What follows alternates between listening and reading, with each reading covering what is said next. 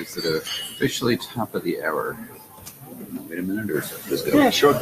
People still walking in, actually. Pleasantly surprised.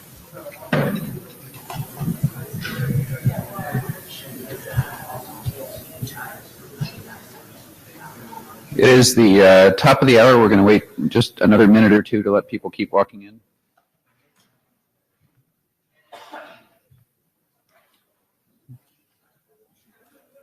We apologize for the temperature in the room. There is hot tea and coffee right outside for another minute.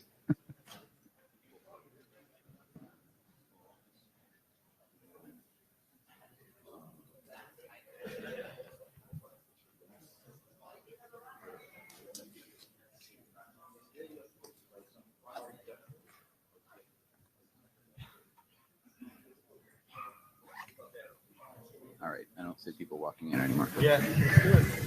You want to kick off? Sure. Okay, we're going to start. Here is the agenda. We already have volunteers for JabberScribe. Thank you, Michael. And note taker. Thanks, Melinda. Blue sheets are going around. Anyone have any additions or changes they want to make to the agenda? Going once, going twice. Sold. The note well. This is the first or second time, depending on what you went to yesterday, that you've seen it. It will not be the last. Okay. This will not be the last time you see it, so read it now so you don't have to read it Wednesday, Thursday, Friday. Continued. I can't get the page or the screen size thing to work, so. All right. And then Wes had a few notes to kick off. So quick couple of notes on how today is going to run and sort of the purpose of this BOF. It's going to start with a number of presentations by Phil, giving sort of an overview of the mathematical mesh technology that he's bringing to the IETF. It comes from a much larger framework than he'll be presenting today, but he has lots of information on that outside this meeting. And he's starting with a proposed starting candidate of password management, which he'll go into a bit later. The goal for us today is to see if there are pieces of this solution that are of interest to you, regardless of whether the larger framework is, your exact need. Are there pieces that might work in other working groups or pieces that might work in other frameworks within the IETF? So the purpose of today is to do just that. What is attractable to the IETF work? And assuming that there is interest in at least some of them, what are the right set of starting components? As I said, his fuller set of technologies is quite large, and we need to find a line of where is the best subcomponents to start within the IETF to get started, and then to find participants who are able and willing to help do the work as well. So finally, as per the agenda, the flow of today is going to be fairly rigorous on the clock management side of things. We're going to keep to fairly strict times in terms of both the presentations that Phil's going to give and then the clarifying questions sections. Do note that the 5-minute clarifying questions are just that. We're going to leave discussion for good, bad, ugly, pieces that people love, issues that people have with it until later. So just clarifying questions after each of those breaks. And then after that, we'll have the discussion, which will really focus on the components of interest to the IETF, what pieces that we may or may want to adopt. And then finally, of course, we'll talk about determining consensus and conclusions, and is this work relevant to the IETF, and is there interest in forming a working group around it? Anything else on you? All right, so I think with that, we'll turn it over to Phil with the first of the presentations. Thank you very much for coming here to chilly Singapore. Okay, so what I want to do here is to give a brief introduction to what the mesh is about and what problems we're trying to solve. For those of you who have long flights, we also have a video version of the complete presentation, 7 hours of them. And those you can download from the Mathmesh site. So I'm not going to get into the detailed technical pieces on any one component here. What I want to do here is to give an overview of the mesh, and what the large problem that we're trying to solve is, why that's important, and so on. Do you have them? As soon as the data tracker comes back up, there we go. Oh, okay. Do I get the clicker? It doesn't seem to work, but you can have it hold on to it. Oh. Okay, so the objective of the mesh is to make computers easier to use by making them more secure. So the first thing that we want to do is to set we want to stop trying to do good enough security and make it easy for the user to do things, and also get security as a byproduct. And so the first thing we're going to do is, Alice today, she doesn't just have one computer, she has a whole suitcase full. And so the first thing we're going to do is to glue all of Alice's devices together cryptographically, and that is what we call her personal mesh. I don't want to bite shed the name mesh, if we can leave that.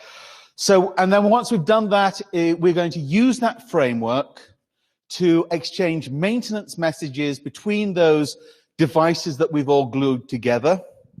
And that will allow us to use strong end-to-end encryption with all the applications Alice uses, as if Alice had one super device rather than a whole bunch of itty-bitty devices separate. Okay, so in order to do this, we've got three core problems we need to solve. The first is we need to provision private keys to all the devices. So every device is going to have a set of private keys for encryption, authentication, and signature. And then the second core problem is, how do we get the public components of those keys to where we need it to be in order to establish our end-to-end cryptography and our data at rest cryptography? So go to the next slide. Oh, and the third problem is to secure data at rest. So today, security, we have a whole bunch of siloed applications that are independent, that Alice has to configure on each of her machines separately, and the configuration can be a real hassle. I was trying to enable S-MIME on a really well-known email application. It took me 15 minutes to do that configuration. And I know what I'm doing. So how is somebody who doesn't know as much about PKI expected to? So today we've got separate products, separate dashboards, and security keeps falling through the cracks. And so if we can glue all the devices together cryptographically, we can start to get a handle on it. Next slide, please. So this is the picture of the mesh in the large. And as you can see, IETF, I've got a narrow waist for you. So the green piece is the mesh itself. So this is the part that is providing Alice with a personal PKI that she's the root of trust for. The mesh depends on three base technologies: UDF, which is the naming infrastructure; DARE, which is the cryptographic message syntax, which is basically PKCS7 plus blockchain type capabilities; and metacryptography, which is about extending the cryptographic tool set from the one that we use today, which was established by PGP and PEM, to add some of the stuff that was invented in the 1990s. And I'll get on to, so I'm going to be addressing each of those blue boxes later on. Now, this is mix and match in that you can decide to do any one of those blue boxes. You can decide to do any two. You can decide to do all three. If you want to do the green box, you have to do all the blue boxes because there are dependencies. So if we build the mesh, we can then build a whole bunch of applications on top of it. As I've been thinking about, how do we manage IoT devices? How do we enable SSH, S-MIME, PGP? How do we make all these things really easy to use?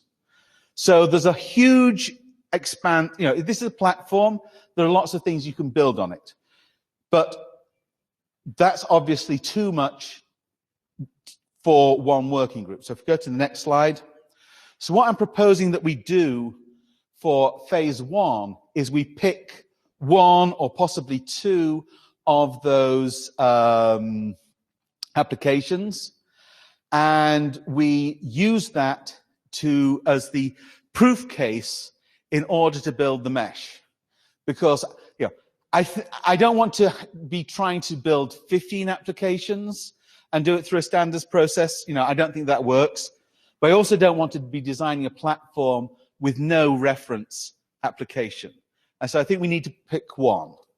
And the reason I suggest passwords is, first of all, it's the smallest one. It's about 50 lines of code that is specific to the password vault. If we go to the next slide, it's also where the pain is for the user. This is how we can make computers easy to use by making them more secure. Because if you take away the pain of passwords from the user, you're doing them the biggest favor we can do them in terms of usability today. The shortest password that is secure is much longer than the longest password that you can possibly expect a user to remember. And no, I'm sorry, you cannot get around this with new hash algorithms either. And I can explain why offline. So go to the next one. So the Mesh Password Catalog, it's, as a test application, it tests out almost the whole of the Mesh infrastructure. There's one piece that it doesn't test out, which is deliberate. It doesn't add too much to the code base. And it's an immediate value, because this is something that even if one person is using it and nobody else in the world ever uses the mesh, that person can get value from having an end-to-end secure password manager. So it doesn't rely on the network effect, which, as we all know, is the chicken and egg problem until you've got to critical mass. And one of the feedbacks I've got from certain banks has been, we can apply this to solve the functional password problem, which is, everybody's familiar with username and password when it's in the web browser. There are a lot of usernames and passwords that are embedded in scripts. And those are necessary in order for one piece of infrastructure to talk to another piece of infrastructure. And these are really poorly maintained in many enterprises. They'd like to get a handle on it. So what I think we could do with, independently of anything else, is a really good open standard for a good password vault.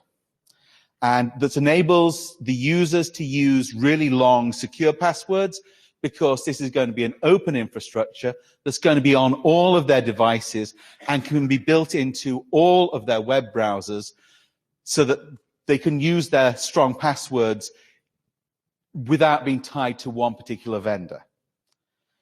Now, if you wanted to just do that, well, the mesh would be a bit like using a sledgehammer to crack a nut, because we're also provisioning public key pairs onto every device.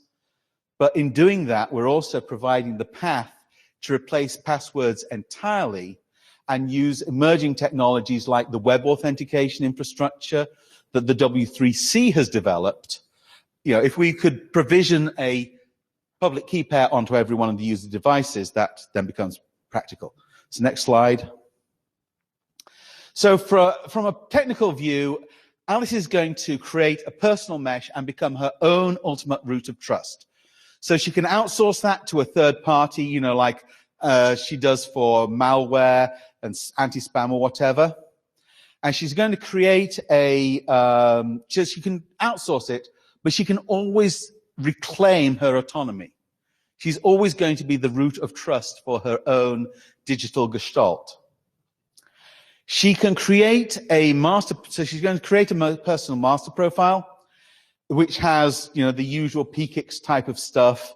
This is basically key axioms, and you have a master signature key that never changes, and so we can use the fingerprint of that as Alice's permanent fingerprint, and it has administration keys that can revolve and all that good online, offline stuff. So next slide. From Alice's point of view, she has installed an application on a mobile phone.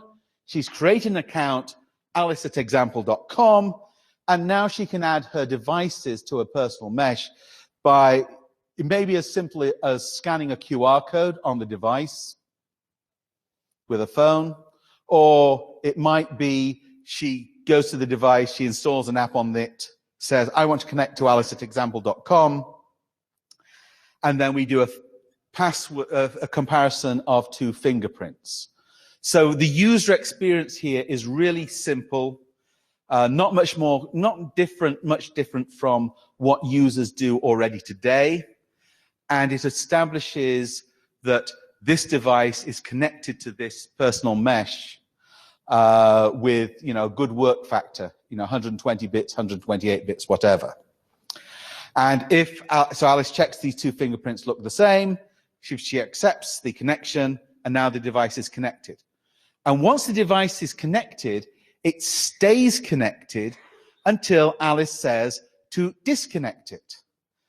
I have a lot of IoT devices in my house, and what really upsets me is not that I have to program them and that it takes me 10 minutes to an hour each time, but the fact that I then have to reprogram them regularly because they throw away their configurations for stupid reasons. So once a device is connected to a personal mesh, it will stay connected until Alice says to drop it. So next slide, and I think we're coming to... And once a device is connected, they can share access to all the catalogs that are connected to a device. So each connected device now has a shared world view.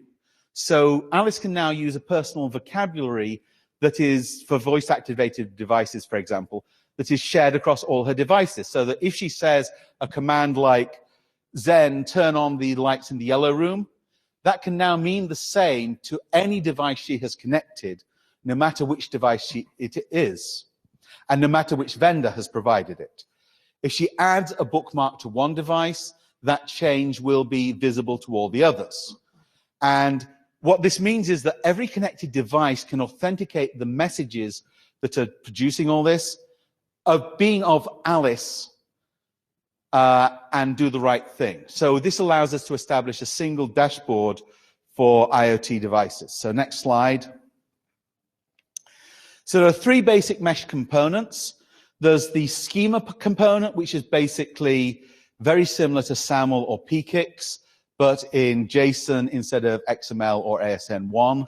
Sorry about that XML encoding thing. It wasn't a good idea. Then there's the mesh account, which is unusually for an internet protocol. A mesh account belongs to the user, not to a service provider. It is created independently and can be bound to a different service. So this allows Alice to maintain separate identities for her business, personal, restaurant, golf, and whatever, but manage them all as being the same thing as far as she's concerned. And then there's a service which basically just acts as a synchronization point for the catalogs that are connected and provides an always available point of contact for messaging. So if we go to the final slide, I think it's the final one. So what we have now is 5 minutes of discussion, clarification. There's more information on each of these systems on the website. And I go into the details of the architecture in the videos, which are fairly comprehensive. And as I said, we're going to be discussing, this is on the green box. We're going to be coming back to each of the blue boxes in turn. So as a reminder, clarifying questions of things you don't understand. That was a high-level overview from Phil, and then he'll go into the technical components more in a bit. Sure. Well, I'll let you tell me if this is a clarifying question. I think it is. So I understand what you're technically proposing here, and I understand that passwords are bad, and I'm struggling to understand how this connects to the password thing. Okay, so if you have a password, if you only had one machine, then you can write a password vault and it just sits on that one machine, and it can create long passwords, and any program that's on that machine can then access the passwords. So you can now use long and strong passwords. If, however, you've got 20 machines, then if you change the password on one machine, you want those changes to be replicated across all the other ones. And you want to be able to do this in such a way that you do not have a password vault in the sky, which has that is available to the service that is animating it. So you don't want to store the plain text passwords in the cloud. Now, there are various ways that you go around it, but if you want to deal with the specific problem of Alice has 20 devices and she loses one, then you need to be able to turn off access of that device without affecting any of the other devices or going into rekeying. And if you want to do that, then you need to have a bit more mechanism than anything that's out there at the moment. So just to restate what I think you're saying, this is a replacement for the password sync technologies that say 1Password or Firefox or Chrome or Bitwarden has. Yeah, and it should be a drop-in replacement in that the people who are in those businesses can go to this technology. They don't need to, this doesn't blow up their business model. It's providing them with a new business model that allows them to provide more for the customer. Great. I have one more question. What happens if I have one device and I lose it? Okay. There is a mechanism that we can use for key recovery for that. I'll go with. Okay. Can we table the technical stuff until later? Basically, if you're going to do data at rest security, you absolutely must think about key recovery, because the worst thing you can do to the customer is to lose the pictures of the kids when they were 5. For the record, that was Eric Rascola from Firefox in the back. Can you say your name and your affiliation, please? Mohit, could you go to the user experience slide? It's a couple of slides before. Thanks for having that slide. I think you've gone past it. No, you passed it. It's Alice's. So this is technical, but then after next one. This user view. So I like this idea, but like, who runs this server where Alice has an account? Who provides me with the app? Is it tied to certain devices? And what motivation do device manufacturers have to follow this? Okay, so I've been told that that's a. We'll come back to that. Yeah. In the next section. Yeah. Melinda Shore, just don't have to go into a lot of detail. One sentence answer. So, how are you providing password consistency if you're not using a centralized storage? The user chooses a service that provides a Dropbox. So it's kind of like an IMAP server. So it is centralized in something? It is centralized in the sense that each user at any one given time has a single synchronization point. However, you can change that synchronization point at any time that you like, because the account belongs to the user and not to the service provider. So if you want to change your service provider, you can, and there's nothing that the service provider can do to stop you, and you will have no interruption in service. Okay, but you're not using like a consistency protocol that's sort of serverless. Right. Okay. Yeah. And that was Melinda Shore. Next question. This is Dino. Clarification question. Most of your language seems to want to make it easier for us to manage our multiple devices. But right now in the real world, most people just have one cell phone. And the real problem is managing all the web-based passwords, which are in the hundreds.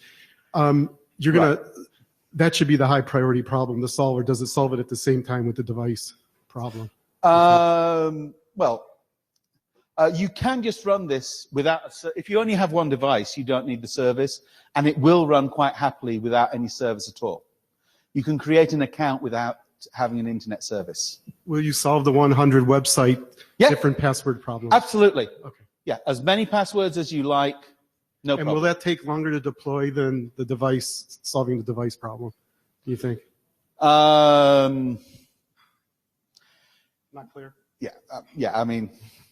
I think we'll get into those technical details. Michael, last question. Michael Richardson. So one question from Jabber was, how does this stop a thief who has your phone from getting your passwords? Okay, so there's two cases here. One case is if you know that you've lost the phone before the thief, assuming that it's not password protected or biometric protected or whatever, if you realize before the thief opens it up, then you can disable it by telling the service, do not perform the other side of the decryption for that password. And I'll come to the math on that in a moment. If, however, the thief gets there first, well, you're hosed. And that's just simply because if you've designed the system so that you can get it at your password without any other pin or whatever, well, if a thief has got it, the thief is you, so there's nothing that I can do. And my question is, does this work for the situation where I have a phone, everyone in my family has a phone, and it turns out that my TV is also a phone and needs access to some of our common passwords, but I don't necessarily want to share transitively my Facebook password with my son through the TV? Absolutely. Okay. Yes. That's actually one of the things that you would want to do with accounts. And yeah, I mean, like, the structures are there. I cannot guarantee that the usability is perfect, and that's something that I think we'd need to go through a working group to, hammer out the best way of doing it. Okay, so next. 10 minutes. Right. Okay, so the first of the technology presentations is on UDF, which started out as Uniform Data Fingerprint because we were going to redo PGP fingerprints, and has become something else. It's become cryptography on Rails. Are people here familiar with Ruby on Rails as a framework? And it's a really great idea. You have one name to refer to everything everywhere, and it simplifies your code. Well, I want to bring that to crypto. So let's go to the next slide. And then it kind of like mushroomed, because we started off with this idea, okay, we've got base 32 encoding of cryptographic outputs. So we've got content digests. And here we've got a SHA-2 and a SHA-3 digest. And we could do message authentication code. And there's a heap of technology there. You can do them at various lengths. They resist semantic substitution attacks and great stuff like that. And then people started to say, well, what if we wanted to put in other things like nonces into this form, or a symmetric encryption key? And that becomes really useful. So we've got a key here that's the input to a key derivation function that can then be used to create ourselves encryption keys and initialization vectors for a piece of data. And then Michael said, well, what about private keys? Can you generate a private key from one of these? And so we did that, and that's quite interesting because now I have a private key that I can generate from a really short, base 32 encoded piece of data. And that's something that I can copy across. So if I'm doing SSH, I need to copy my private key onto multiple devices. Instead of doing it how it's done today by a significant fraction of the sysadmin population, which is to send it via unencrypted email, I can enter the UDF. And then, of course, if you're doing all this stuff with private keys, aren't you going to want to have Shamir secret sharing so you can do the key recovery? And so there's a whole bunch of mechanism in there. So next slide. And this allows us to do what I call cryptography in Rails, which is, in the mesh, the only form of key identifier that is used in the mesh itself is the content digest of the public key. And the reason for that is that if you have one way of referring to the key in every place, and it simplifies all the path math that we've traditionally done through PKIX. So if we go to the next slide. The other thing that we can do, I don't know if they've still got there's a demonstration of this on the BOF poster. We can create encrypted QR codes. So what we've got here is a QR code, which is a combination of a hint that allows us to discover a website that can be converted to a web service endpoint, and an encryption key. And to resolve this, we first of all resolve the example.com to web service endpoint and take the content digest of the encryption key and use that to locate a document that is encrypted. We retrieve that encrypted document and then decrypt that document with the original encryption key, which we hadn't shared with the site.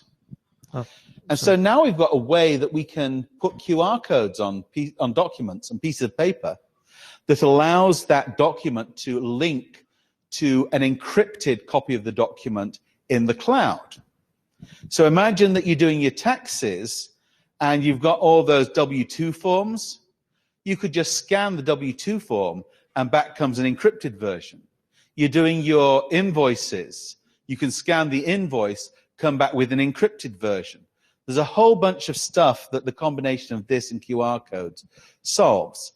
The reason that I put it into the mesh was that I wanted a way of doing contact exchange so that if I meet Alice in a bar or whatever, we can bump phones.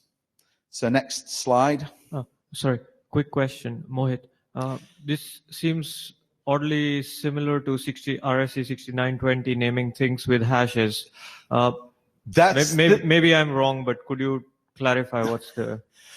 There is a reason for that, which Stephen will put. I'm one of the authors of naming things with hashes. And so basically, this is coming back to some of the work that I did previously and reapplying it. So yes, I'm not pretending that any of this is new. I'm not trying to be new. I'm not an academic. I'm trying to solve a problem. And I'm quite happy borrowing stuff that's 10 years old or 20 years old. So we're now into the discussion of UDF. Ben Kaduk, could you go back one slide, please? So just to double check I'm understanding this right, with the sort of encrypted URL thing, the idea is that I can put a QR code somewhere and anyone who looks at that QR code can fetch the plain text to the content, but the content itself is hosted on a site that does not have access to the plain text because it's encrypted to the key that is local on the QR code. Yeah, that's basically it. Great. So basically what you have is the QR code becomes a bearer token that allows you to locate and retrieve. And that was Ben. Yeah. And you know, it's what it was. You know, I'm trying to do data at rest security here, and that's stuff that I did with Stephen. 10 years now? Yeah, 2011, I think. And it just looked like the time to put that in as well, since we're revisiting it. So Phil, can you clarify the first question a little bit more? How is this different than the previous RFC? Or are they compatible? Are they incompatible? Did you add stuff? The architecture is similar. What has changed is the syntax and the fact that we're now using the content digests. So they're not compatible, but I think that there are some improvements that have happened since. And Stephen tells me that nobody's using the knee stuff, so I think that if we're going to, Unencumbered by an installed bit. Yes, unencumbered, yes. Ecker? So I'm sorry, I think I just don't understand how this specific, I understand how I want to build one of these things, but I'm not sure I understand how you built it. So that first URL, yeah, the path component, what would be the path component is the encryption key, right? Yeah. But there's presumably lots of crap on example.com, right? Lots of resources. So what tells me what resource it is? Well, the example.com piece, you throw it at web service, at DNS service discovery, Stuart Cheshire stuff. So you look for SRV and TXT records, and those can identify the web service endpoint. And if neither of those are populated, then you fall back to well-known service discovery. And so here we've got example.com. So this piece here, the HTTPS example.com well-known MMDF All that stuff is just some stuff that is defined by the UDF example.com piece. I'm sorry, I think I'm just still missing it. Like, I have like 5,000 resources that I want to post somewhere, each of which has their own decryption key and their own name, right? And where does the name get stuffed? Like, I mean, so at some point I'm going to connect to some like. Sort of oh, the name is we get the name to differentiate that's the hash of the encryption key. Oh, okay. So we use that to complete the. But that's not content at rest then, because that's the actually the encryption key, right? Right. Okay. So I'm now not making a clarifying question, but a technical point, which is an unattractive property of this design is that anybody else who has access to the URL is able to forge new content and you cannot detect it. And the typical way to prevent that is to have the URL, have the top thing, the URI, contain an integrity check rather than just an encryption, as well as an encryption key, thus preventing substitution. Yeah.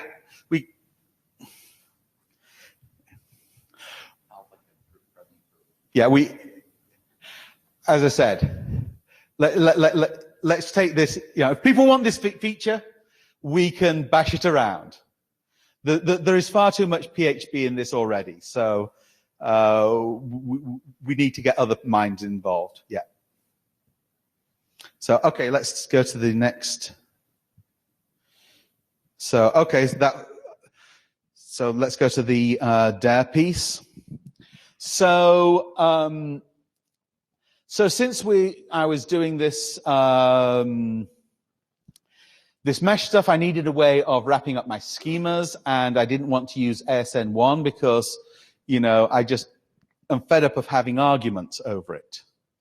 And so JSON is the format of the hour, so let's do it in JSON. And so go to the next slide. And so the basic spec is simply PKCS7 for JSON, reusing most of the same crypto approaches, with a few changes that allow the use of DARE envelopes in sequences.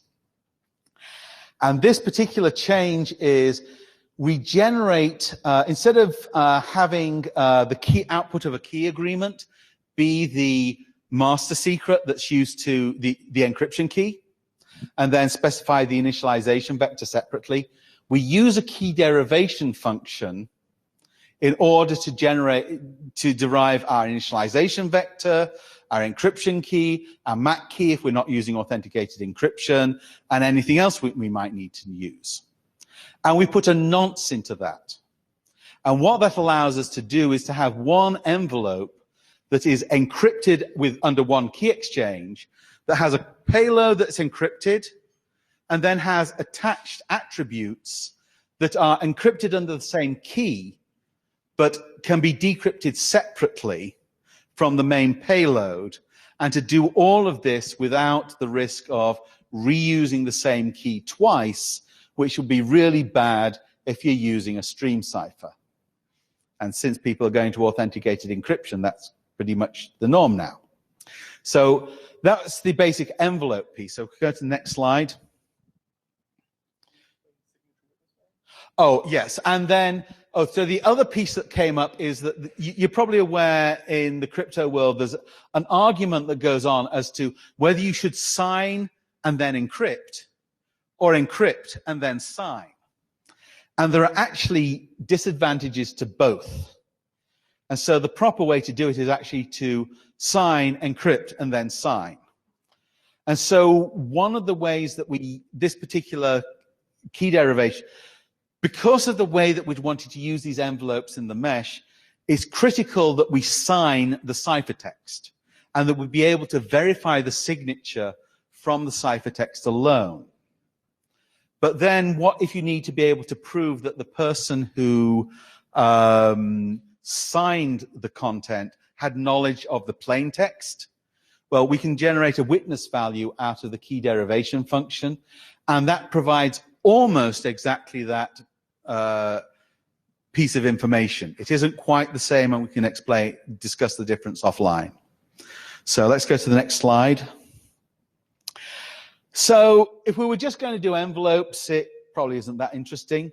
But the main reason that we do this in the mesh is so that we can create append-only logs, which are sequences of DARE envelopes. And this allows two things: incremental authentication via a Merkle tree. So all that stuff that's in certificate transparency, we've got in there so that we can sign the final head of the Merkle tree, and then we can authenticate any envelope in the sequence. And I believe it's used in some minor currency thingy somewhere. I forget what its name is. And it also gives us incremental encryption. So the idea here is that if I've got a log file from my server, I would like to be able to encrypt each entry into that log, but I don't want to do an RSA key exchange for every entry I add. And even if I'm doing elliptic curve, I don't want to have to do a key exchange for every entry, because then I'm going to have to do a key exchange for every decrypt as well. And it's just too much. And so what this provides us with, so this structure allows us to create an incremental encryption, have the key exchange in the first record, and then use that same key exchange in any subsequent packet. And just have a pointer back to where the key exchange went. And so the only thing you need to do to make this secure is to make sure that each of the envelopes that you have has a different nonce, and then the key derivation function works properly. And this can be used also, and since WPAC has been proposed, I did not know about WPAC when I was working on this, nor did I intend to propose a replacement for zip. However, while I was designing it, I implemented a zip archive format as a sanity check on the design to make sure that it worked. And so this might be something that's relevant to the WPAC people. So next slide. Okay, so why do all this? Well, the idea is so that we can create a DARE catalog. So DARE catalog is the persistence store that we use in the mesh, and it is based on a DARE sequence. So we're going to add or change or delete entries in this catalog by appending chunks to the end of the sequence. And the objects can be encrypted. And, if you're going to use this as a password format, you might want to consider encrypting the password entries. In fact, I hope you will. And, we can discuss the exact way that we apply that encryption. But the big payoff here is that now, because every data structure that is stored on a mesh service is an encrypted DARE sequence, the only thing that we need in order to synchronize Alice's device to her mesh service is to have a means of synchronizing the DARE sequence. If we've got that, it will automatically synchronize the bookmarks, the passwords, the contacts, everything, all in one transaction, all in one set of protocol, instead of requiring separate things for each one. And this means that the mesh service protocol is really quite simple. There's basically the meat of it is 3 commands for status, to get the status of the containers, upload a change to container, or download.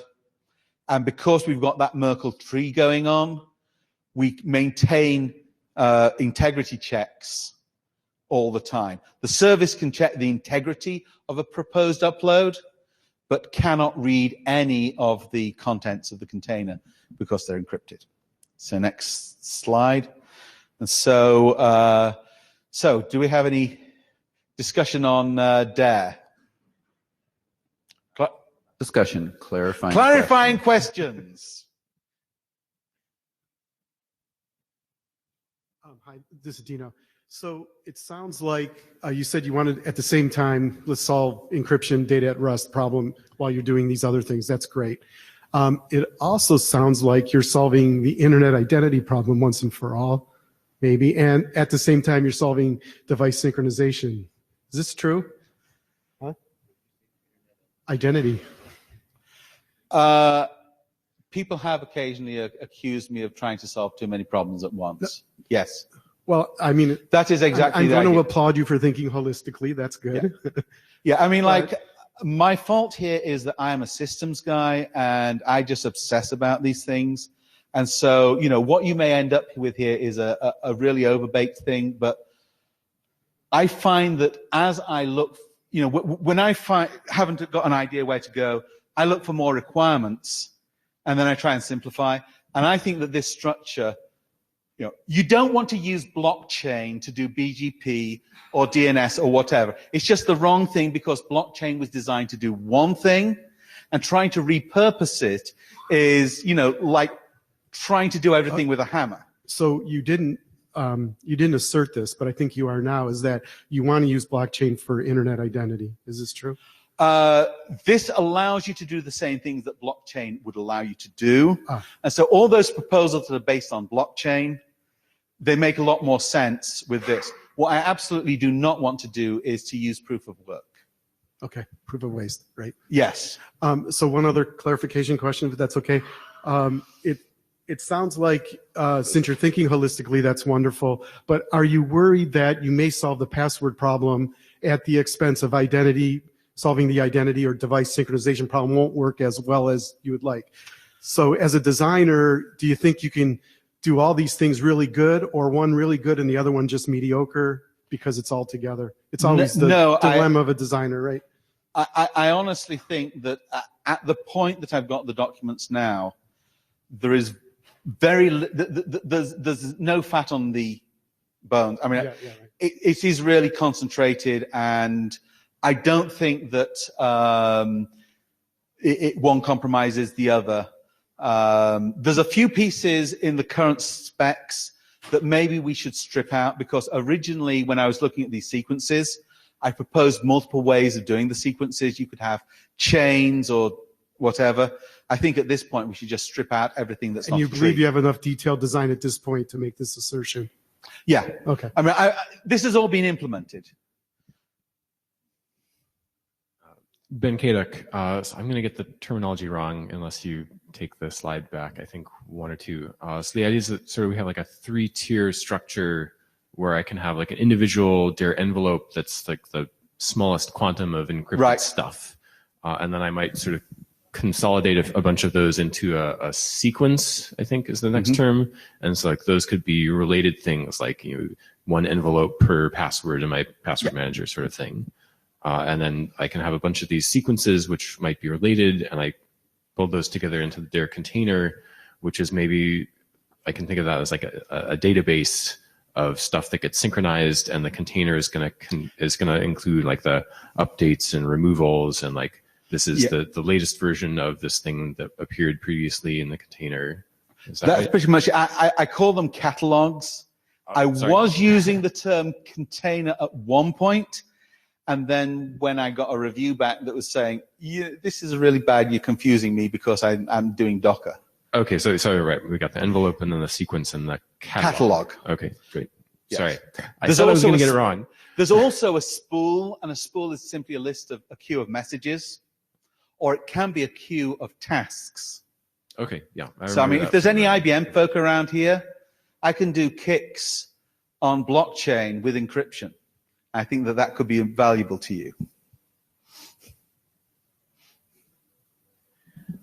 Melinda Shore, I actually have 2 questions. The first one is, when you say blockchain, that usually implies the data structure plus some sort of consensus or consistency protocol. Are you doing both or just the data structure? What I'm proposing here is just the data structure. What I'm doing, I mean, like I do have a consensus protocol. I presented that at the Boston Hub meeting, and it does not involve proof of work.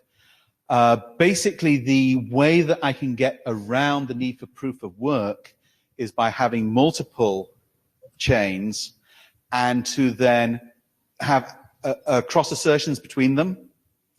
And then the problem with those things is that you always end up with the problem of who's the ultimate root of trust. Who do you And the way that I solve that is to fold it back on the user, so that Alice, by when she reincorporates her mesh services attestation into her chain, that becomes her personal root of trust. And so over time, each time Alice is synchronizing, she is reinforcing her own proof. So we can discuss that offline. I mean, yeah, right, because a lot of the consistency or consensus protocols are based on sort of the Byzantine generals problem, where you assume you've got hostile actors in the network. But the other question, just to jump in, this sort of consistency stuff is relatively unrelated to most of what we're talking about today in terms of. Absolutely. Let's take that. I think this is where we wave the rat around, and we can take that off to a bar discussion. Okay, so let me get more. The other question I think is probably more directly relevant, and that is that Merkle trees are very efficient to do lookups, and they're kind of expensive to extend. So have you done any performance characterizations, and is this really the best data structure for your? For what I'm trying to do, I think it's acceptable. I've not really tried to do any performance stuff. If people want to propose something that's better, I'm quite happy. I know that there's a whole literature there. And I'm bringing this here because I need help. I mean, I've been keeping this around in my head for 5 years, and I desperately need your help. I cannot continue to build this on my own. Okay, I'm looking for co-authors for all the documents. I really am looking for your help. I'm not here because I want you to see my shiny stuff. I'm here because I want to convince you to work on my shiny stuff. All right, so we're going to cut the queue after the two people online currently. This is Jeffrey Yaskin. How does the fact that this is append-only help with the password use case as opposed to just a file that you replace when you change it?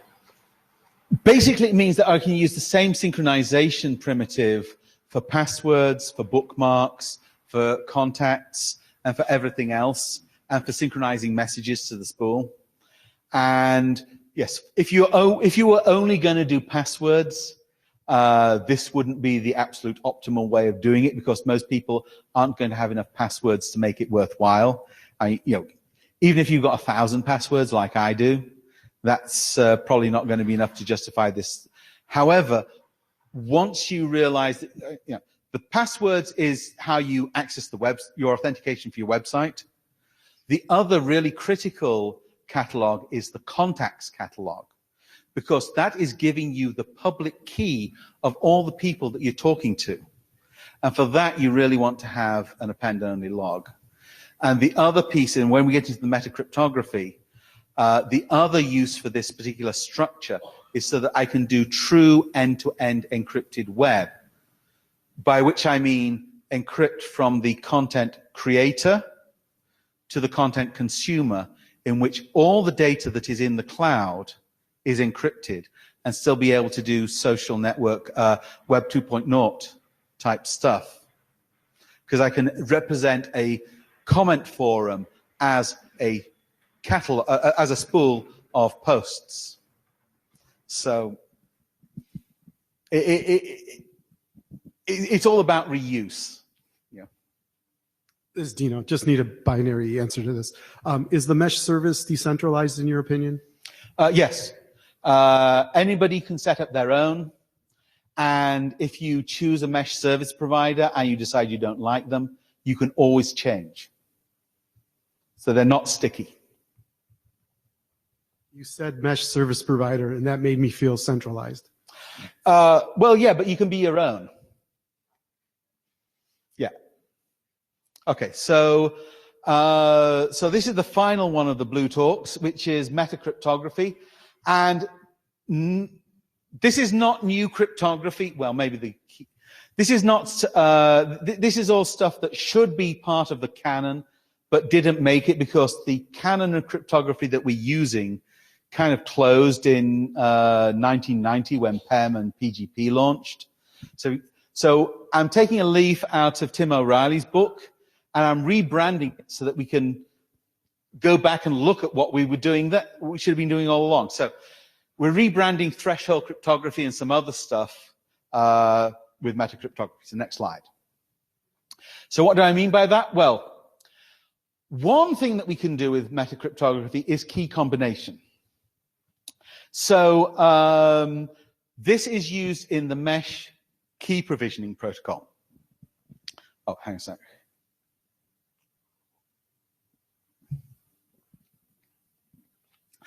So if you're doing PKI, the big bugbear of PKI has always been, how do you actually provision keys or issue certificates? And it's really tricky because if you do it wrong, well, everything falls apart. And so you can generate keys on devices, and that's okay if the device has a sufficiently good random number generator. If it doesn't have a good random number generator, you've got a weak key and you get hosed. You can generate your private key in a centralized location, which means that you can do it under controlled circumstances and make sure that you've got a strong key. But then you can't really trust it. I mean, when I was a CA, people kept coming at me and saying, I want you to generate the keys for me. And I'm saying, oh, no, I'm not doing that for you.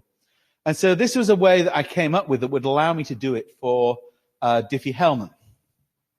So one of the amazing facts about Diffie-Hellman is that if you take two private keys and you add them, you can calculate the corresponding public key simply from the two public components. So if you look at the two red boxes here, the two at the top, so private key X, private key Y, Z equals X plus Y.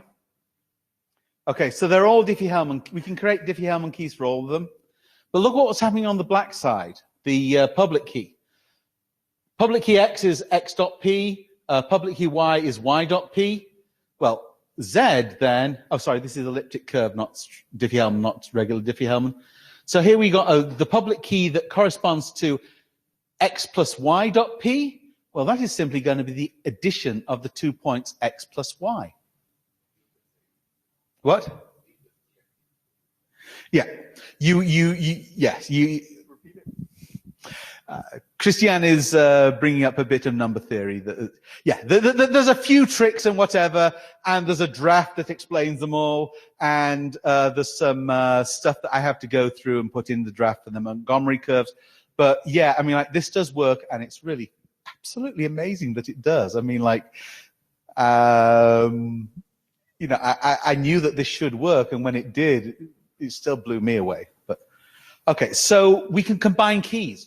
And what this means is that when you apply this to a key provisioning protocol, we do away with the need for proof of possession. And key provisioning becomes a kind of like a holistic thing, because if you have if the device doesn't connect in the right private key, well, the public key is not going to come out right. So it's going to end up not knowing the right. Yeah. So it ends up with a different way of doing proof of possession and simplifies the protocol at the same time as getting away from the traditional vulnerability of weak keys. Next slide.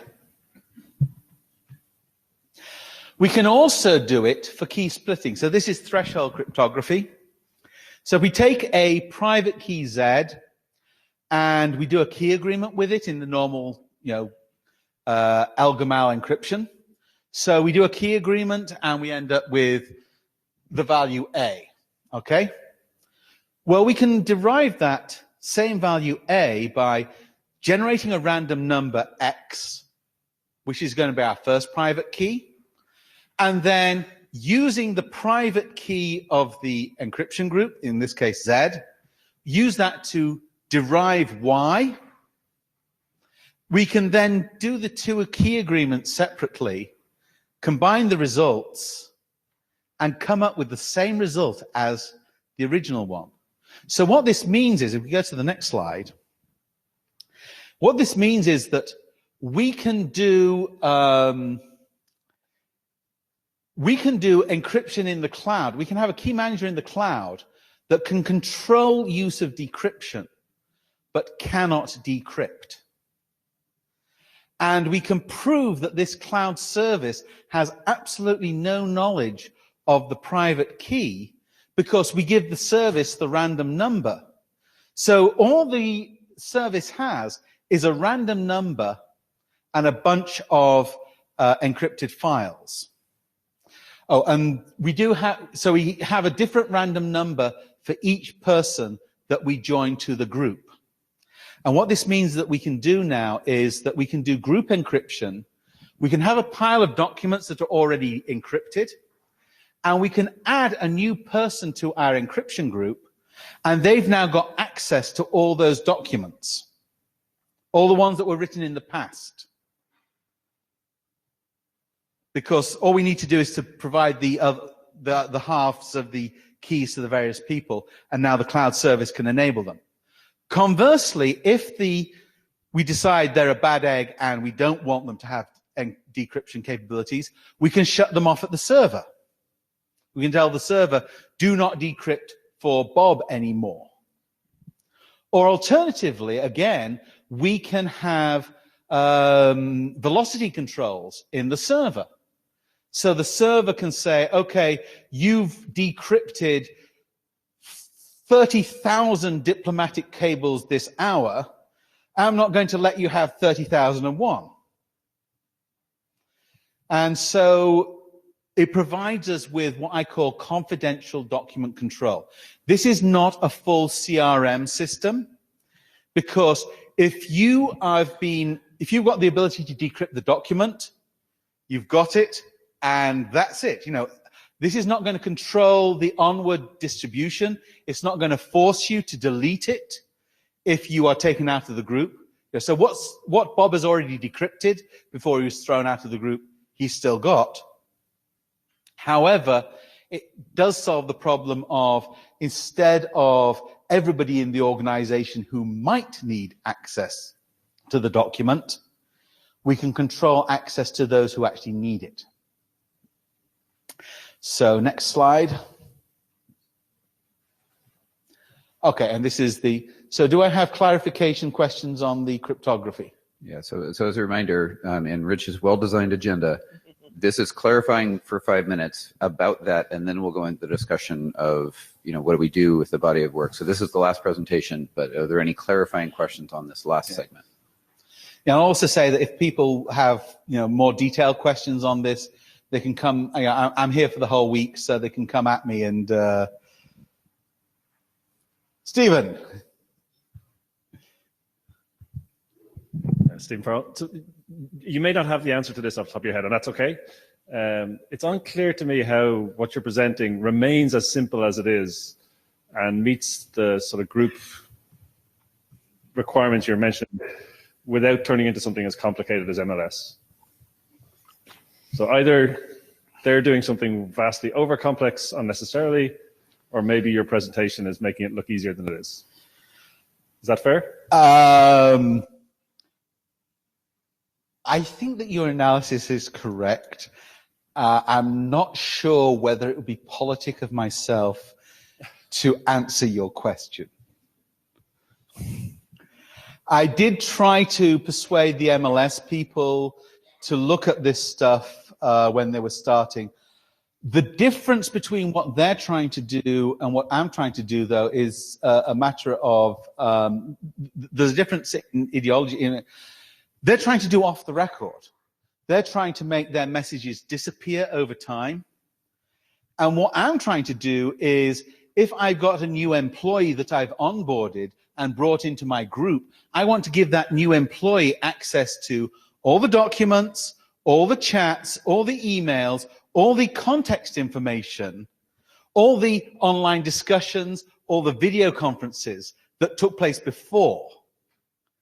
And so we're actually trying to do two separate things. Now, I have tried to get my head around the MLS problem and apply this stuff to it. I think it is intrinsically a harder problem, but that might just be because I'm stupid. I mean, like, this is one of those things that, I or somebody else might wake up one morning and suddenly see, oh, there's an easy way of doing this. But so far, that's not happened to me. Mohit, so my previous question about who has the app and why do device manufacturers follow this is still unanswered. Something is clear to me now that anybody can be a service provider, including the user can set up its own server. So that part is clear, but is there some standard mesh app that will work regardless of what device I buy or which organization I use? And who will have this app? So those questions remain unanswered. Okay, sorry. So in order to use the mesh, there's a mesh management tool, and that will create a device profile that contains all the keys for that device. And so you don't need the device manufacturer does not need to cooperate in order to use this stuff. However, if we want to do the type of, however, the device manufacturer did want to cooperate, there are some opportunities that this stuff makes possible that aren't available otherwise. So, for example, the key provisioning piece, what you can do is, say the device manufacturer has a key that is unique to each device embedded into the device. Okay, and the device comes with that. Well, that's a key that cannot be extracted from the device, which makes it really interesting to me.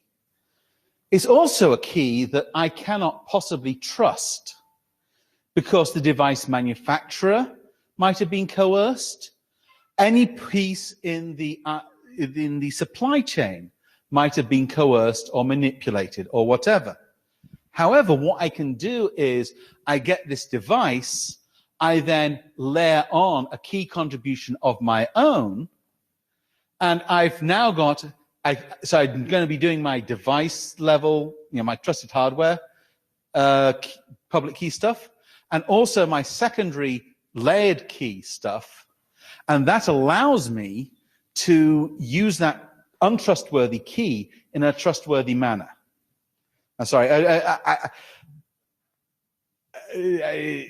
So if we have device manufacturers that are willing to go this stuff, we can absolutely make use of that, and it can allow a whole new lease of life for trustworthy hardware. Jeffrey Yaskin. How is trust divided between the server and the clients? It seems like you're hiding the content of the documents from the server, but you're trusting it to add and remove people from groups. Is that right? The service is trusted to remove people from groups. A person can only be added to a group by the group administrator, and the group administrator controls the key locally. So adding users to the group is always end-to-end. Now, if you get into, if you want to go beyond the level of security that ordinary internet users, say you want to do this in a government type situation, or you want to do it in a banking type situation where you have huge amounts of money involved, we can apply separation of duties. It isn't described how to do it in, that hasn't been reified into code, but I absolutely know how to do it. And there are disclosures and prior art. And I should have mentioned, I believe that this should all be unencumbered as far as I'm concerned. I don't believe that there's any. All right, last clarifying question. Okay, and Ben. All right, Joy from Article 19, just building up on the previous question, just wondering if there's going to be provisioning in case that the manufacturer actually wants to block it. How do you mean? Like you mentioned, if the manufacturer wants to participate, then they can be part of the key for the device but what if they actually don't want the user to be able to set this up on the device? Well, then they don't need. Basically, I'm just thinking about censorship type of. Oh, okay.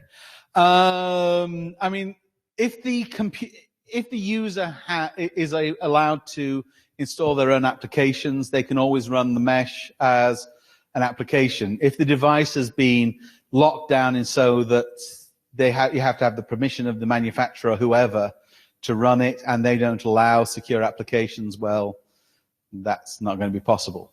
But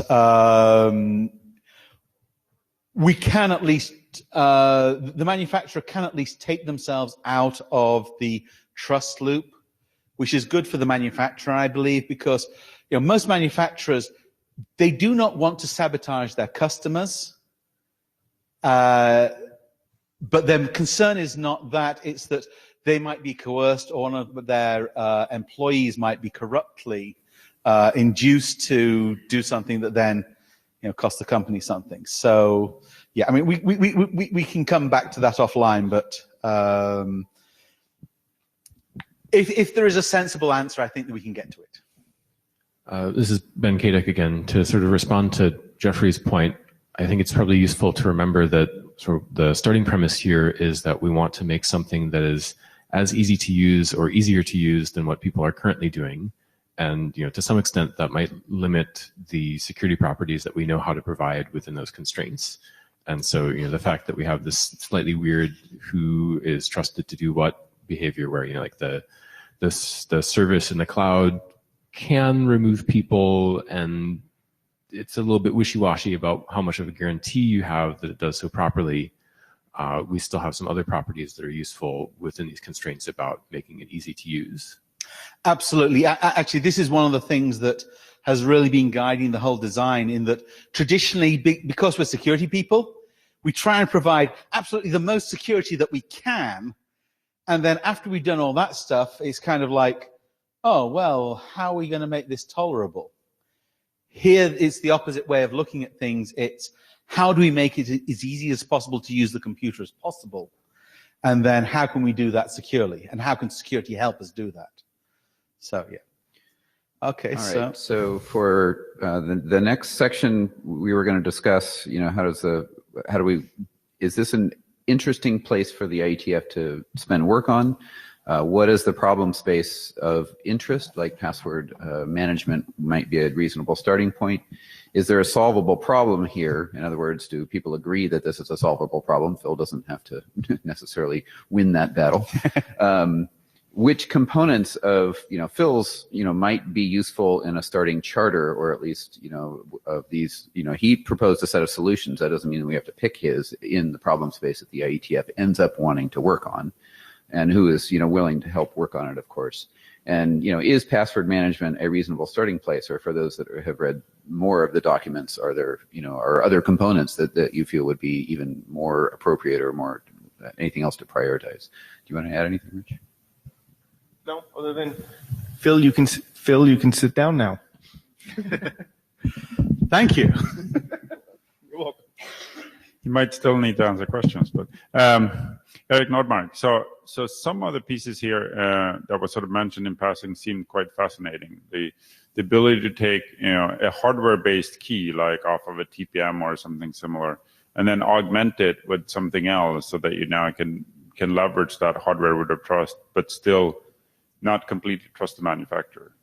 The slides refer to some IoT use case, and one of the things I want to explore is whether we should do that here now, because I want to make sure we can do this for devices that don't have user interfaces, where all is on the device might be the barcode of the key fingerprint of that public key that's in the TPM, and make sure that stuff works, because that's very interesting to me, at least. So.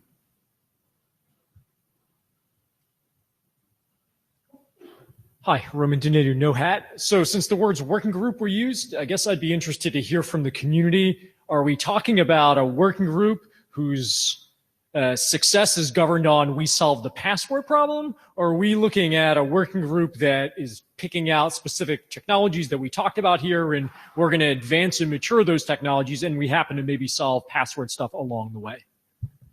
That sure sounded like you had a hat on.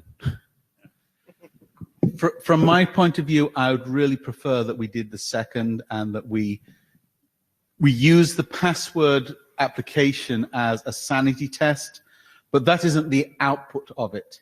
If you want to produce a password manager, there are simpler ways of cracking that particular nut. The reason for wanting all this mechanism is because splitting up the problem space allows me to then solve a whole bunch of other problems in the same vein. And on the IoT side, I've been deliberately trying to isolate myself and think about this separately from specific applications that aren't already deployed. I'm absolutely willing to interact with them, but I needed to get my stuff done before I start to talk about how to interact, because otherwise I just go crazy. So, hi, Roman back. I'll put the hat back on. So my, I think I understand kind of what you're saying. I guess I want to hear a lot more conversation about, I don't know how to measure success. And I understand that password is, a way to test that we got it right, but I guess I'd want to hear kind of more discussion on what success would be advancing any of those technologies, kind of what the constraints would be. And what password would be sufficient. Michael Richardson, the mic. I'm with Phil in that I would like to solve passwords along the way to creating a set of technologies that have multiple applications. I'm not sure how to answer your success question, but certainly if we fail to solve passwords, we would be a failure. Okay, so I think we can identify some failure conditions, which would mean stop working and continue, if that's useful to the IESG. I think that the document in the cloud, decrypt, etc., that interesting thing that isn't quite, but is almost like MLS, has an interesting IoT application, which is the devices.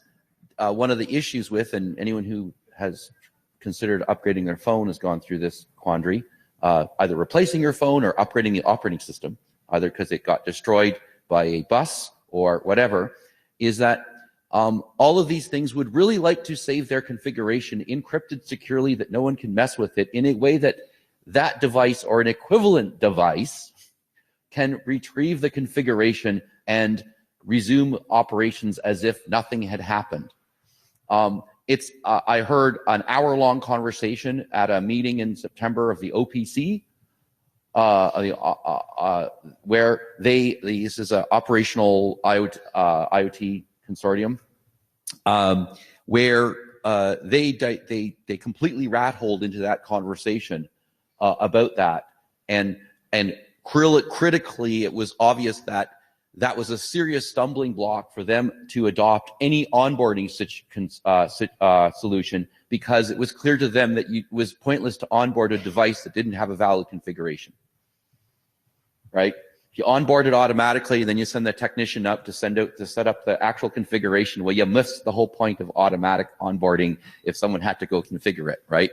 And so I think that's an actual really interesting second use case that really has nothing to do with passwords, and isn't necessarily the Snowden problem, but is in fact tractable at a small space.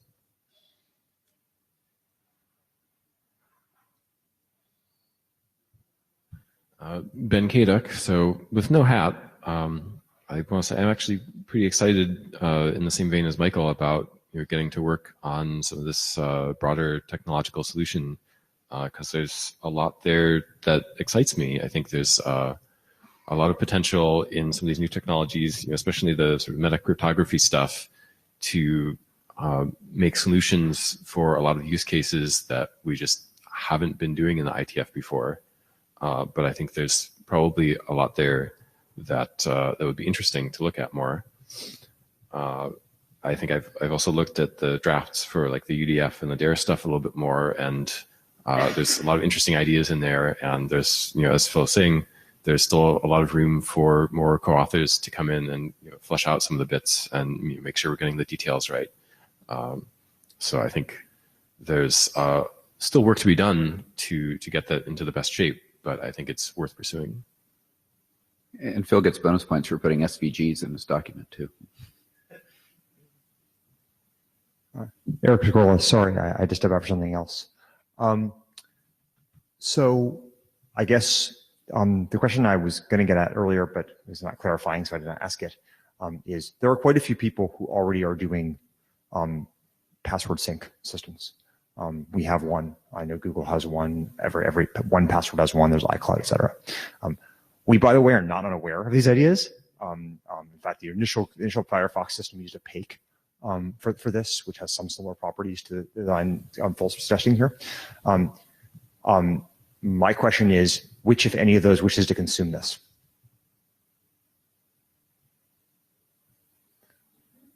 Which, if any of those companies who build systems like this wishes to consume this technology? So I don't know who you're directing your question to. Philip, Certainly not me, but is anybody in this room who is there anybody in this room who works at a company like that like is interested in it? I can tell you that like I guess speaking for Firefox, like this is a somewhat different set of trade-offs than design trade-offs we decided to make, and I don't think we'd shift to these.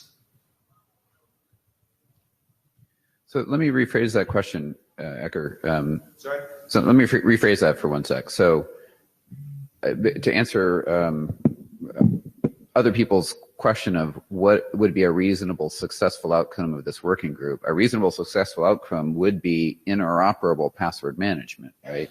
So there's two sides to your question, right? There's the user, do users want it? And are there companies willing to do it even with or without? Well, I mean, the reason there's not interoperable password management is not that I don't have like a phone number of the guys at Chrome who do password sync, right? It's just not. And nor is it the fact that I don't like know Chris's phone number and can't call him. Is that like the companies who do this don't want interoperable password management? But I guess what I'm saying is that if in Phil's presentation, this use case was presented as using the password management example to drive the technical requirements for building these other systems. And what I'm saying is that if that's true, then there ought to be people who build systems that are password management sync systems who would be interested in this. I'm trying to drive that fact is true. Is there a customer for this technology? Or do they exist? Yeah. So Ben Kadek, to jump in, I think the prerequisite to answering that question is there anybody in this room who is building a password manager product? And if we get silence to that, then silence to the other question isn't really meaningful. Sure. Well, I mean, Firefox has a password sync, a system that syncs passwords. It has a somewhat different set of design trade-offs than this, and we would not change these design trade-offs, I don't believe. Chris, I don't know if you can speak for the iCloud design. Okay, so I guess, I don't know, but similarly, if those people are not in this room, then we have no idea what the requirements are, and we solve the problem. So I guess my question I'm asking is, are there demonstrated consumers of technology who are, I mean, like when we did MLS, right? We had like a line of people who said, like, we're interested in this technology, and we would like consider adopting it if it were done. And so my question is, are there people for this technology who want to say the same thing? Have any of those people been to IETF meetings before, unlike, say, messaging and real-time communication and so on? I guess I don't understand the question. Can you restate it? I'm saying you're asking if anyone in the room is building or working on, let's call it a competing product, right? We've never seen 1Password, password safe, Schneider's KeyPass, whatever the hell. Well, I guess I can tell you that like there are at least 3 big systems that have people in this room. I understand. Working that build password sync systems, which is to say Firefox, Chrome, and Apple. And they're all in this room. Now, I don't know if the relevant people are in this room, but it's not like the companies aren't represented here. Okay. Good point. Thank you. Next. So thinking about DARE, I don't feel like the append-only log aspect of it has really been motivated enough. And if that goes into a working group, I'd want to see that piece motivated better. Melinda, sure, that makes sense.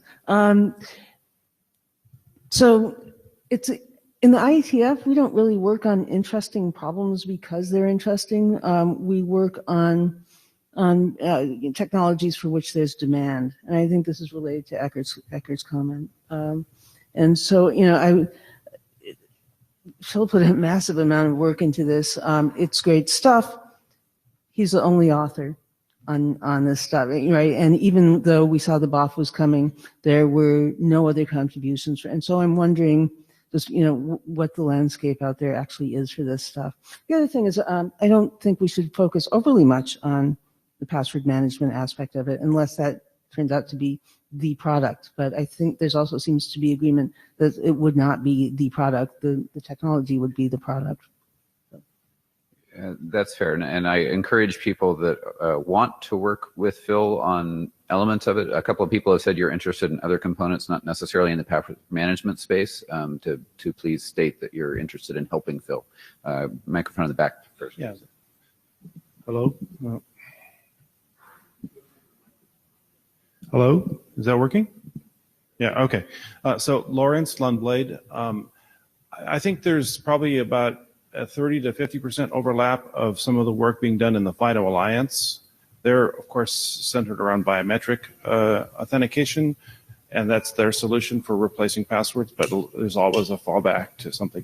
But the whole idea of eliminating passwords or doing something better about passwords, that's in parallel. The idea of binding multiple devices is areas that they're exploring that's relevant to authentication, and then they call account recovery or sort of backup systems for authentication. That's also work that's being explored there. So there's some white papers and some things like that. So I just wanted to, you were asking about people in the room that have some familiarity, so that's just mentioning that some work in the FIDO Alliance that's paralleling this. Ben Kadek again. So I guess Melinda sort of started to cover some of these topics. Could we go back to one of the original slides with the orange and the green and the blue boxes, please? So like we're talking about passwords because that's what Phil has proposed as a potential use case that would be a concrete realization of this technology, but without trying to boil the ocean. But there's no particular reason we have to be tied to that. There's other potential use cases, if people are interested in those other ones, we can talk about those instead of passwords. And the other point that I want to make is that even if we're talking about passwords, that's sort of relying on the green box, the mesh core, and it might be worth taking a step back to look at the blue boxes to say, do people understand what these three technologies in the blue boxes are trying to do, and think that they might have use cases for those as well. So let's not focus too much on the orange part yet, if we're getting ahead of ourselves by doing so. Yeah, I definitely heard interest in some of the blue box. Front microphone, then back, then front. Eric Nordmark, you asked about other use cases. So if it wasn't clear before, at least pieces of this stuff I would actually apply to what I would call IoT or edge computing in an open source project next week if I had it. So, because I think that there's things you can do here that I haven't seen anybody else be able to do before. So is that the whole IoT bubble on this thing? I don't actually know because I don't know exactly what's in there. But I think that if we only focus on the password side of things, that use case, we might, wander off in the weeds.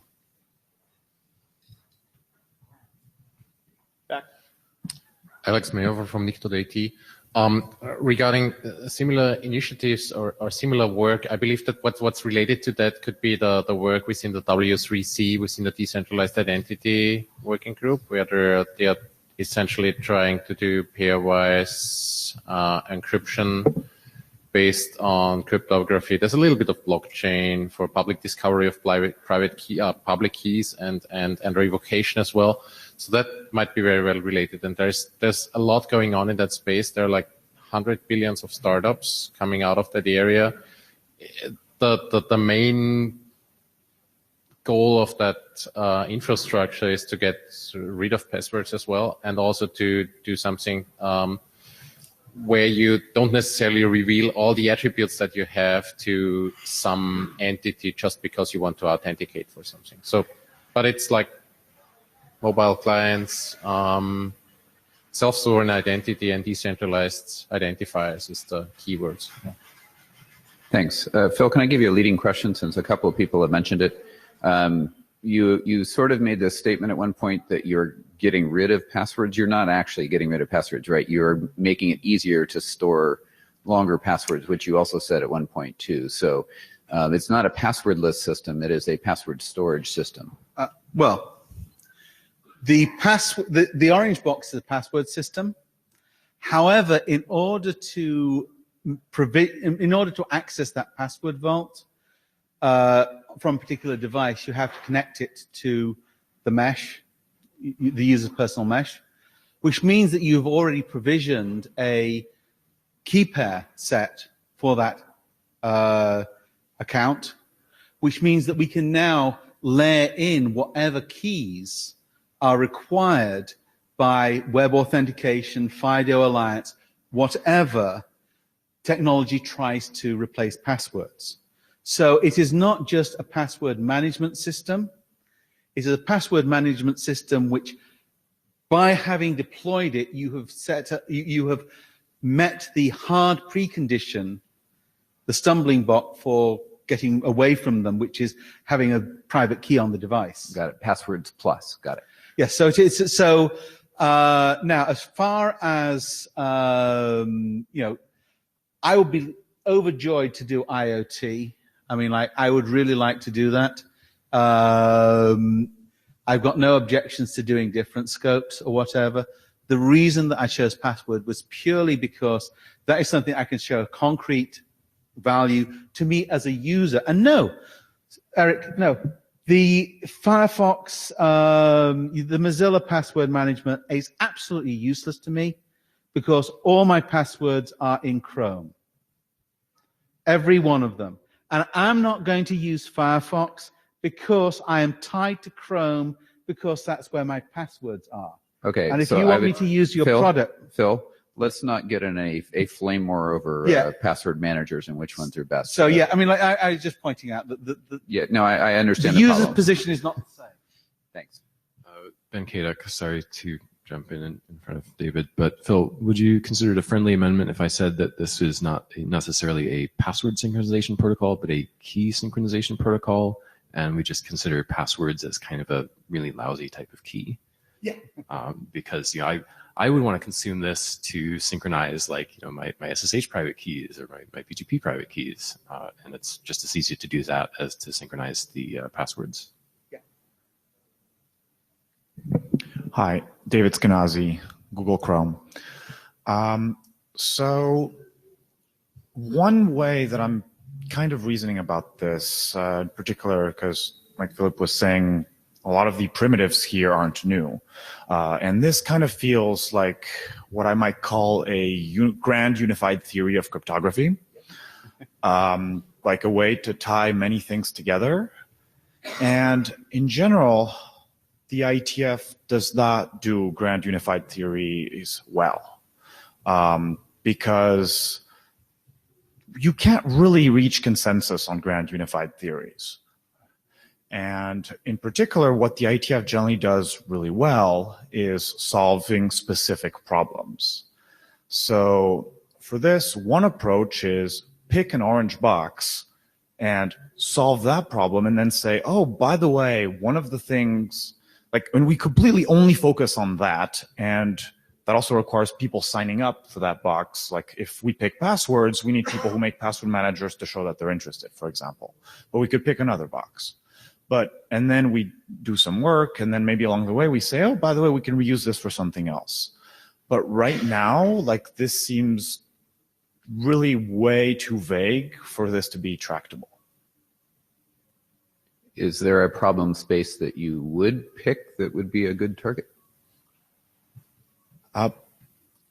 Personally, I don't see a box here where people who live inside the box are interested in a fix that is a wide solution. So another way of phrasing that is, for a lot of these individual problems, people have come up with a special case solution. And while it is incredibly attractive to have a unified solution for many things, those historically fail because it's really hard to build a Swiss Army knife with 72 different knives in it wherein all you want is scissors.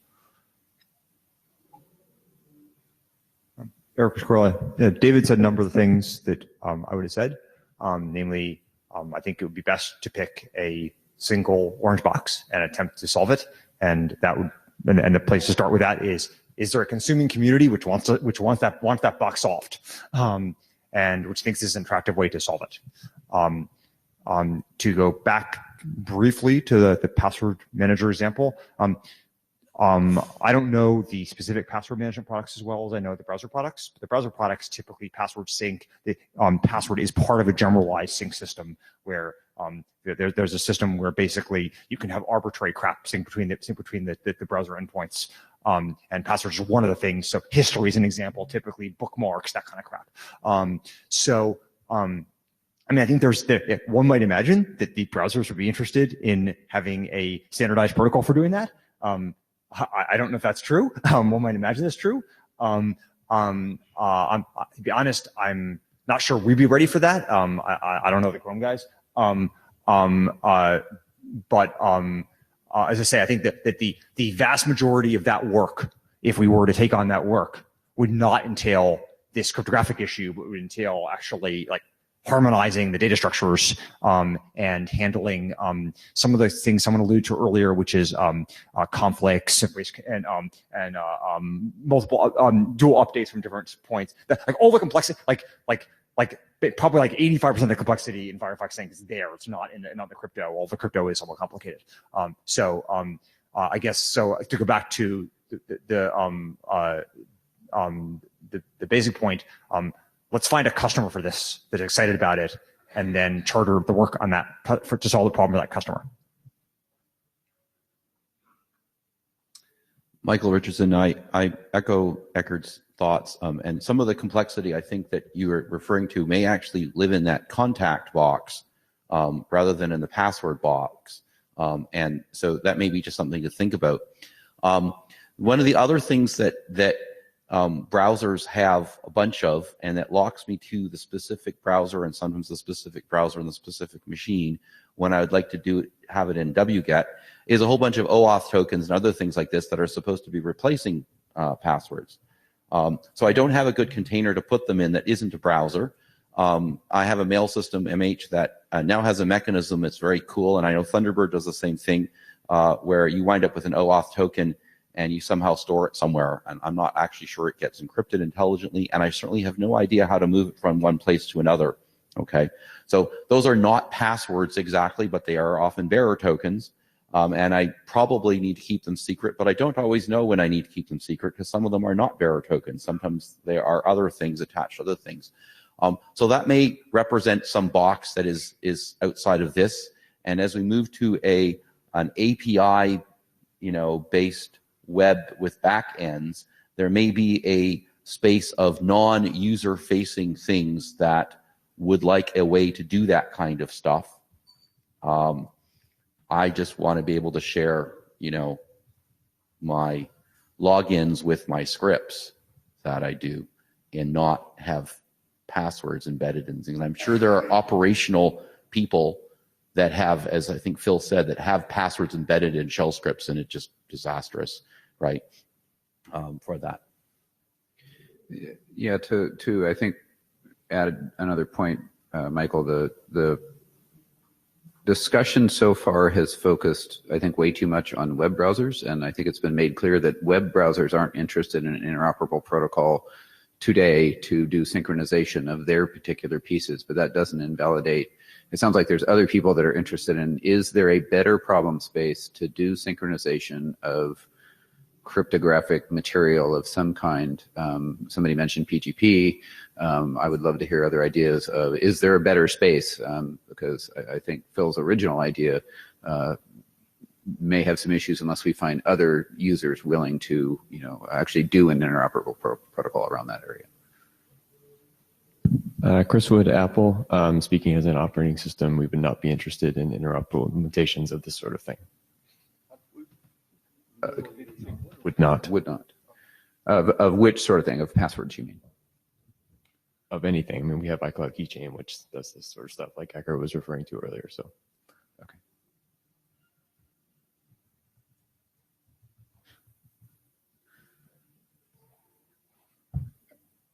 Roman. So I guess the next steps would be, where do we want to go from here, and what would the conclusions be? I think a safe conclusion is there's a fair amount of resistance from the password point of view. I did hear people's interest in some of the other technologies, especially DARE, as well as some interest in synchronization, although the problem space isn't well explored at the moment. Let's give it to him. Yeah, and also there was couple people expressed interest in strengthening keys that are in TPMs and so on, IoT, or not trusting device embedded keys. Right. You know, to kind of pile onto that, the other thing I heard is we didn't dive into very specifically any of the blue boxes individually as well. I mean, we started very much kind of from the orange, which is how I opened the conversation. Which way are we driving it, top up or top down? But we heard feedback on one of the orange boxes.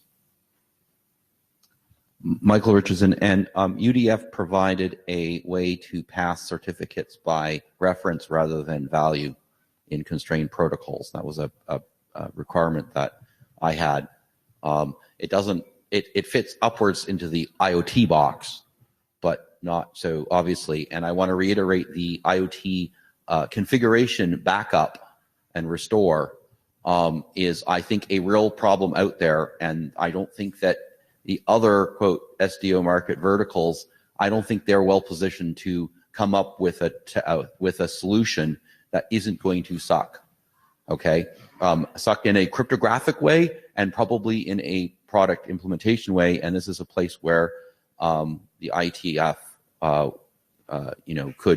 could be providing technologies rather than solutions.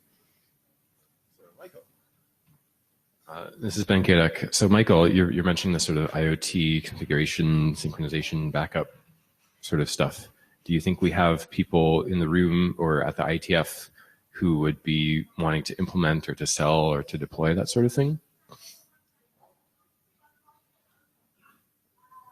The consortiums that I'm familiar with all have members from companies who have people in this room, but those people are not the same people always, but the companies are common. So that doesn't really answer your question, except to say that I think that with a little bit of, I'm going to say, marketing, that we may be able to pull those people into the right place, or at least those companies into the right places.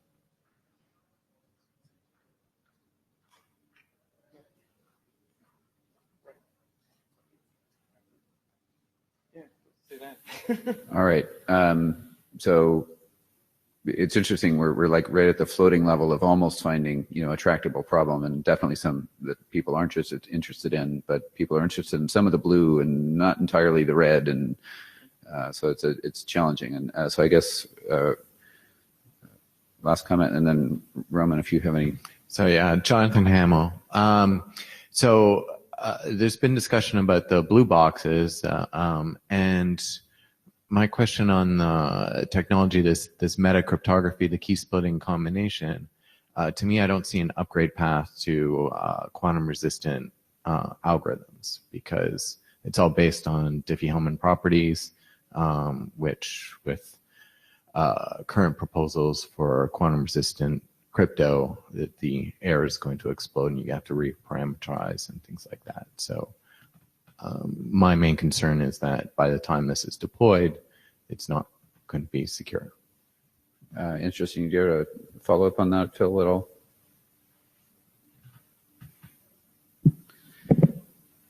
I've spent quite a bit of time looking at quantum cryptography. It's really difficult to know what the threat level is or what we can do about it, because it is really, trying to govern the unknown. What is clear to me as somebody who did experimental physics, you don't have computers today, you have physics experiments. They're not doing calculations, they're doing experiments in fundamental physics. The business about the number of qubits increasing, I don't think that the increase in it's not going to be like Moore's law. You're not going to see the number of qubits increasing incrementally I think that it's going to be one day somebody will get the 50 qubit machine working, and the next they'll build the machine with 1 million. And so I think that a lot of so what I've thought about how to control that is, if I have connected together all of Alice's machines while we still have public key cryptography, and I can use that to authenticate, I can then use that to build in quantum resistant algorithms based on Kerberos and based on Lamport hash signatures. And right now, those are the only two things that I really feel comfortable with. So I do have a escape hole from all this, but it isn't based in, yeah. All right, thanks. We won't go down that rat hole. So. It's Richard Barnes from Cisco. So there was a question raised about IoT vendors. One of my roles at Cisco is to work on a few things that look like IoT, recognizing there's a spectrum of things and classes of things, but the problems my things have don't really map that well to this technology set. So I don't think this is the problems we're solving here in the technology suite we're talking about in this meeting is something that would really be useful to the stuff, at least in the space of IoT stuff I've been working on. I also like to second the concerns about post-quantum cryptography. I think we have, I think my concern is I'm not quite as blasé as Phil seems to be about the possibilities for quantum computation. I think it's worthwhile the effort the industry is investing in being prepared for that technology. All right, I think with that, I don't know if the ADs in the room want to speak to anything or ask any more questions. I think we're out of our set of topics. We just huddled together. Okay. Yeah, so Ben Kaduk here. I think you sort of summarized what we've been hearing correctly, that looking at the list of use case orange boxes up there, we're not getting anybody super excited who's in the room, but it sounds like we've got several people that are saying there's still potential to find somebody, and so we should be trying to find people who would have a use case and they'd be willing to adopt, deploy, implement this suite of technology for their purpose to solve a specific problem. But I think at the same time, or even before that, we can also revisit these sort of blue boxes at the bottom, the sort of foundational technologies. And so I would like to suggest that maybe we could do some of the standard BOF questions as hums for each of the 3 blue boxes. So like in particular, we could say, do people think they understand what UDF is trying to do? And then, if people do, then we could ask if people are interested in working on that and doing it in IETF. All right, would you like us to do that, or did you want to do that? Why don't you come up here? That way you can assess consensus and answer the questions. You got time. Okay, so hi again. Oh, there's different spectrum on the monitors up here. Anyway, so I'm going to ask a bunch of questions for hums, and hopefully they will be in a pattern that will be similar, but Ecker wants to say something first. Yeah, I mean, we really didn't have much discussion, unless I missed it, of the merits of these pieces of work, right? Right. So I think I'm like kind of like sad about having hums, and we haven't really had a discussion about like the merits of these pieces of work as standalone work items. I mean, if the answer to the hum is people don't think they understand what it's supposed to do, then like your point stands. Yeah. Okay. So actually, before I do any hums, let me ask for show of hands. Has anybody who's read the UDF document, the separate draft?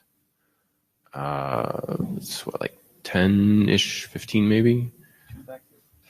And so for the DARE document, who has read the DARE document? Similar, slightly smaller set of hands, maybe 5 to 10.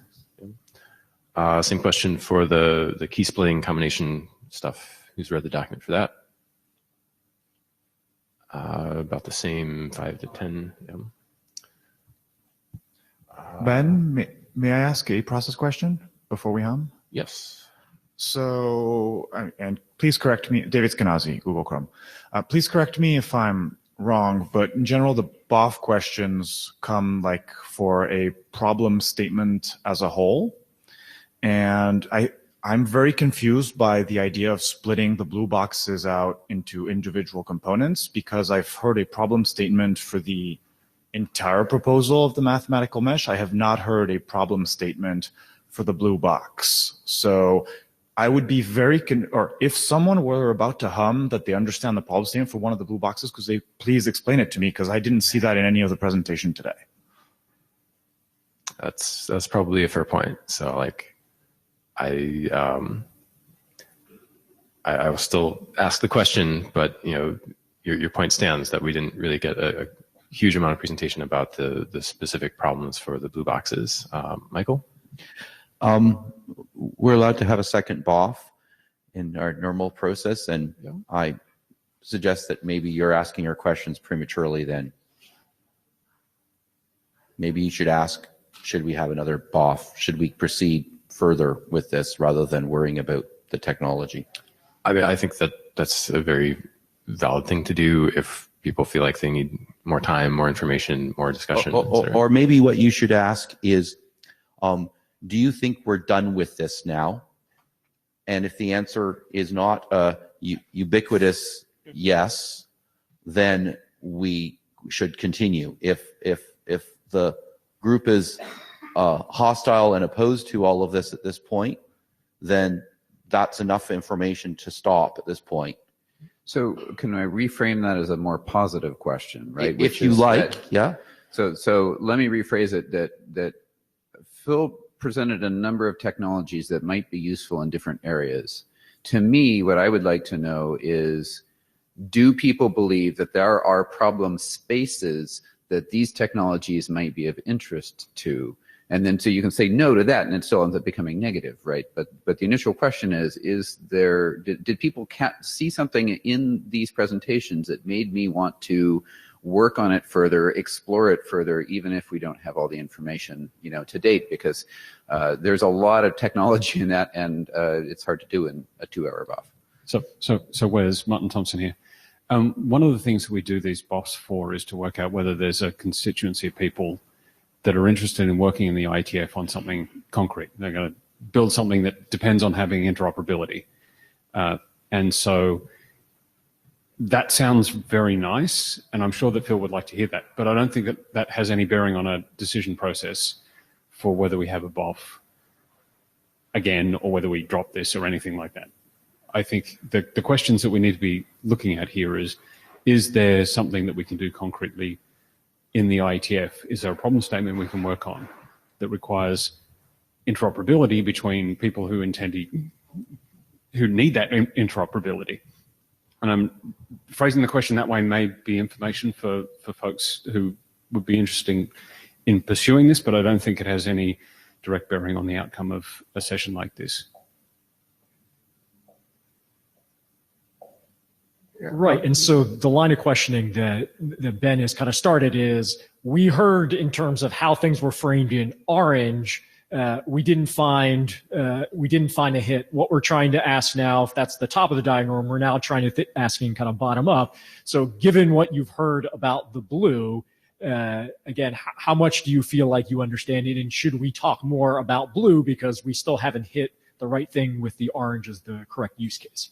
Is what we were circling. Right. So I think if I could try to synthesize most of what I've heard, I would then propose to ask, is there any technology described in any of the boxes on the screen that you would like to learn more about or think harder about or think that the IETF should do work in potentially? Yeah, Rich Saul's no hats, just to save time, not going to the mic. I think the idea of home networking password management is something that we could really address. We've done a lot of other home net kinds of working groups, and that does not overlap or get into conflict. Well, maybe Apple OS, but it doesn't get into conflict with the Chrome and the Firefox password management systems. But certainly IoT is coming, and being able to manage passwords in the home. And maybe it ends up being something you get in your ISP router. Who knows? But that is something that I would like to see move forward. Okay, so let me try wording a question for Hum. So is there any technology listed on the screen or that was mentioned in person that you think the IETF should continue to discuss and potentially pursue? Can I get a Hum if people think that they understand what that question means? And if you're confused by that question, please Hum now. Okay, so that was not a very good question.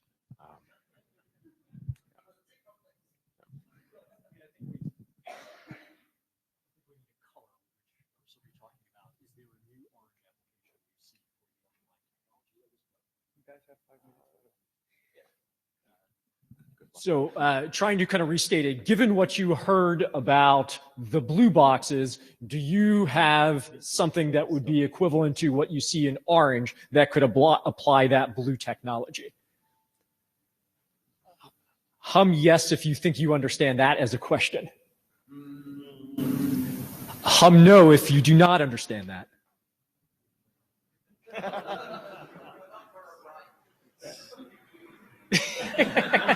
Melinda, you want to help us?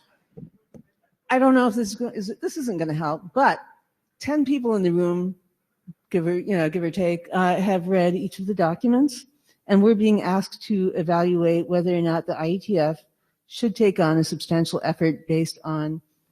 Yep. So. We're being asked whether we want to keep talking. Right. Yeah, but it's still the case. 10 people have read it.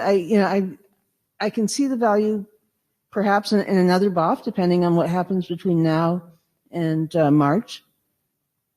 But it does concern me that, we're talking about progressing stuff with people aren't interested enough to read the documents or don't have the time to, you know what I mean? There doesn't seem to have been so far much commitment from the folks in the room. And that's a concern. We don't work on stuff, as I said earlier, because it's interesting. We work on it because there's a constituency for it, that somebody plans to implement it, et cetera. So. Yariark. So I think basically you're trying to ask these questions too early. Too small number of people read documents, and we understand too little of this. And then just too broad area for us to fully grasp exactly what things are interesting and what are not. I think this overall space is or continues to be very interesting. Obviously, there's going to be specific areas where there's existing solutions, for instance, or different trade-offs, and those guys are not going to be interested in applying anything new. But there's also many new things. IoT was mentioned here. And other things coming up in the future that might actually benefit from something like this. And I think the next step is not for us to ask too many questions, but for Phil and others to work on more specific applications of this, and figure out if there's interest in in the IoT community, for instance, or some of the other items here. And so that's I think it's more of a offline work than IETF meeting thing. And then maybe they'll find something and come back next time and propose something more specific. I think that would be the way ahead. Okay, we're out of time, so no more people at the mic, and please make it brief. So actually, I'm sorry, Gadacker. I mean, we have kind of 2 minutes, so we want to pose a new question that was kind of suggested, which is, given the small number of folks that have read the document, let's tee up, based on what you have heard, would you be interested in finding out more and reading the documents? Could we get a hum on, do folks understand that question? Does anyone feel like that's a bad question, does not understand that question? Okay, so let's try that. Okay, so hum now if, based on what you have heard here today, you are motivated to read those documents and find out more. And if you are not motivated, please hum now. That's a good hum. So kind of based on that result, we heard humming on the order that folks want to find out more and read more. We heard very little on the order that they're not interested in finding out more. And I think we're going to have to end it on that. So thanks so much. All right. Thank you, everybody. Enjoy lunch.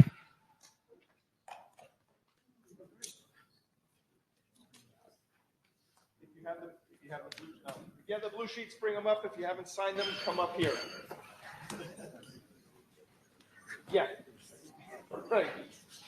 We are disinviting some people next time. That's all right. We're friends.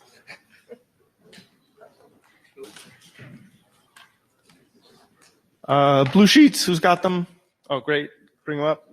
And if you haven't signed them, come on up so you can sign them.